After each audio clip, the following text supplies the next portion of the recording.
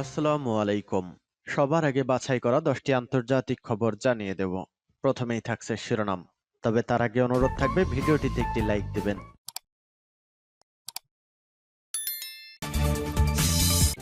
জানিয়ে দিব এই মুহূর্তে পাওয়া সর্বশেষ গুরুত্বপূর্ণ আপডেট। আন্তর্জাতিক সংবাদ, ইউক্রেনের বাহিনী এক সপ্তাহে 4,800 সেনা হারিয়েছে। এরপর জানিয়ে দিব বিমান বিধ্বংসী ক্ষেপণাস্ত্র উন্মোচন করল লেবাননের হিজবুল্লাহ, হিজবুল্লাহর প্রতিরোধ শক্তি ও সক্ষমতার নিদর্শন। এদিকে মার্কিন রিপার ড্রোনকে কৃষ্ণ সাগরের ওপারে তাড়ালো রুশ যুদ্ধ বিমান। এবং জানিয়ে দিব ইয়েমেনের সরকার বাহিনী ও হুতি বিদ্রোহীদের সংঘর্ষ, নিহত 23। আরও জানিয়ে দিব ইসরায়েলি হামলার পর উত্তর সিরিয়ার বিমানবন্দর পরিষেবা বন্ধ। সর্বশেষ জানিয়ে দিব হরিয়ানায় আজ আবারও হিন্দুত্ববাদীদের শোভাযাত্রার ঘোষণা, নুহ ঘিরে নিরাপত্তা বলায়। শুনছিলেন সংবাদ শিরোনাম, এখন বিস্তারিত। তবে তার আগে অনুরোধ থাকবে ভিডিওটিতে একটি লাইক এবং কমেন্টস করে জানিয়ে দিন এই ভিডিও সম্পর্কে আপনার মূল্যবান মতামত। আর হ্যাঁ বন্ধুরা, অবশ্যই এই ভিডিওটি আপনার ফেসবুকে শেয়ার করে ছড়িয়ে দিন আর জানিয়ে দিন আপনি কোন জেলা থেকে বা কোথা থেকে আমাদের সংবাদ শুনছেন এবং দেখছেন। ইউক্রেনের বাহিনী এক সপ্তাহে 4,800 সেনা হারিয়েছে। রাশিয়ান প্রতিরক্ষা মন্ত্রণালয়ের তথ্যের উপর ভিত্তি করে তাসের গণনা অনুসারে ইউক্রেনীয় সশস্ত্র বাহিনী গত সপ্তাহে 4,855 জন সেনা সদস্যকে হারিয়েছে, যার মধ্যে সবচেয়ে বেশি যোদ্ধা হারিয়েছে ডোনেৎস্ক এলাকায়। ইউক্রেনীয় বাহিনী দক্ষিণ ডোনেৎস্ক এলাকায় 1,180 জন, জাপোরিজিয়া এলাকায় 820 জন, কোপিয়ানস্ক এলাকায় 665 জন, ক্রাসনি লিমান এলাকায় 485 জন এবং খেরসন এলাকায় 215 জন সেনা হারিয়েছে। বিশেষ সামরিক অভিযানের শুরু থেকে রাশিয়ান বাহিনী মোট 466টি ইউক্রেনীয় বিমান, 247টি হেলিকপ্টার, 6,152টি মনুষ্যবিহীন আকাশযান, 433টি বিমান বিধ্বংসী ক্ষেপণাস্ত্র ব্যবস্থা এবং 11,527টি টি-ট্যাঙ্ক এবং অন্যান্য সাজোয়া যুদ্ধযান ধ্বংস করেছে।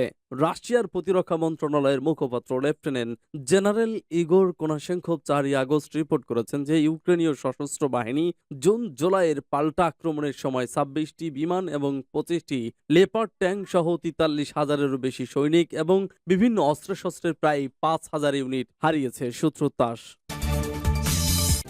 বিমান বিধ্বংসী ক্ষেপণাস্ত্র উন্মোচন করল লেবাননের হিজবুল্লাহ, হিজবুল্লাহর প্রতিরোধ শক্তি ও সক্ষমতার নিদর্শন।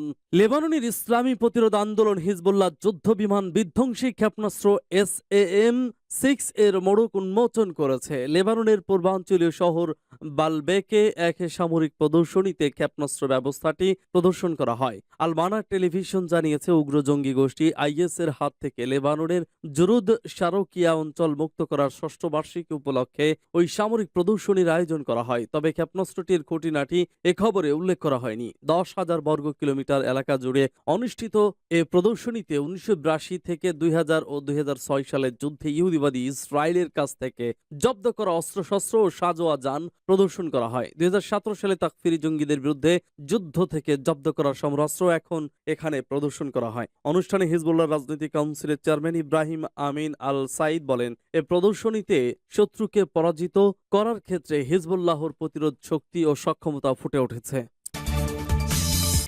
মার্কিন রিপার ড্রোনকে কৃষ্ণ সাগরের ওপারে তাড়ালো রুশ যুদ্ধ বিমান। রোববার একটি রাশিয়ান Su-30 যুদ্ধ বিমান কৃষ্ণ সাগরের ওপারে মার্কিন রিকোনেসান্স রিপার ড্রোনকে এসকর্ট করে তাড়িয়ে দিয়েছে।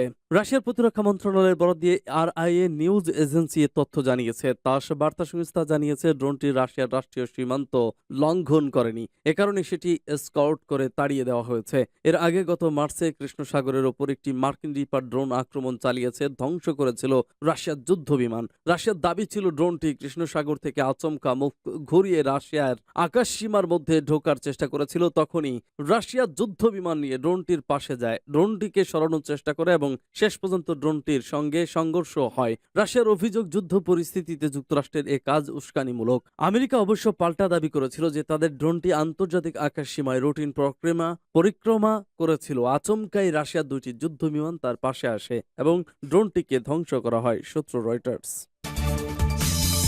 ইয়েমেনের সরকারি বাহিনী ও হুতি বিদ্রোহীদের সংঘর্ষ, নিহত 23।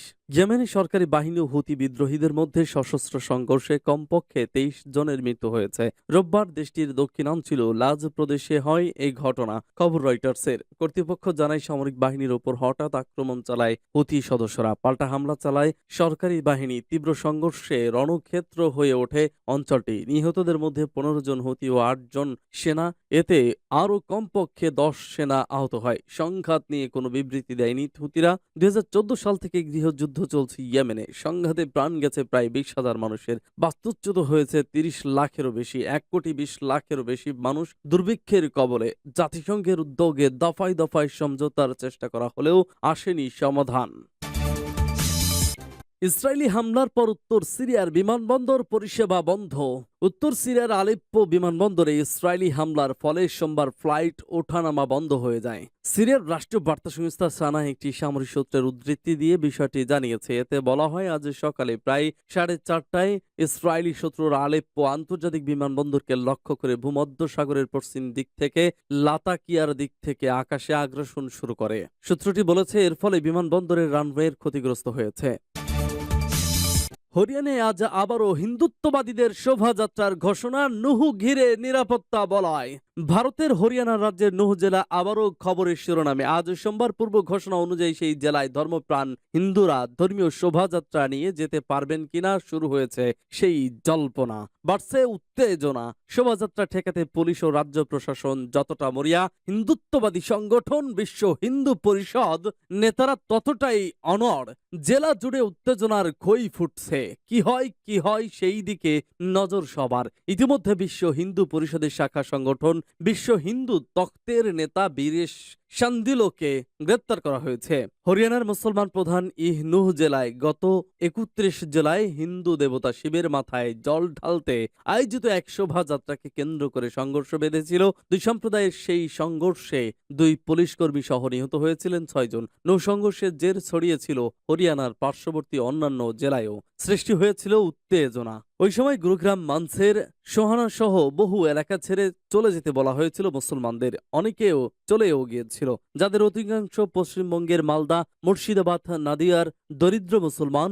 অবস্থার কিছুটা উন্নতি হলেও নতুন করে ভিএইচপির হুমকি ও জলাভিষেক যাত্রার কর্মসূচি পরিস্থিতি আবারও ঘোলাটে করে তুলেছে। মুসলমানদের এলাকা ছেড়ে চলে যেতে পার্শ্ববর্তী জেলাগুলোই নতুন করে পোস্টার পড়ছে। নানাভাবে প্রচার চালানো হচ্ছে। হরিয়ানার রাজ্য সরকার ও নুহ জেলা প্রশাসন আজকের এই শোভাযাত্রার অনুমতি দেয়নি। বিজেপি শাসিত রাজ্যের মুখ্যমন্ত্রী মনোহর লাল খাট্টার গতকাল রোববার জানিয়ে দেন, শিব ঠাকুরের মাথায় জল ঢালতে হলে ধর্মপ্রাণ লোকজন যেন তাদের নিজ নিজ এলাকার মন্দিরেই তা করেন। নুহ যাওয়ারও প্রয়োজন নেই।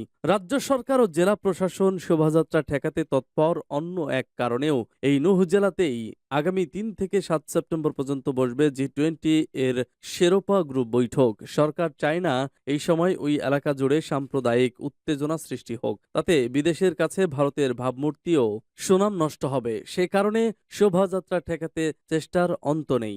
জেলা ঘিরে গড়ে তোলা হয়েছে নিশ্ছিদ্র নিরাপত্তা।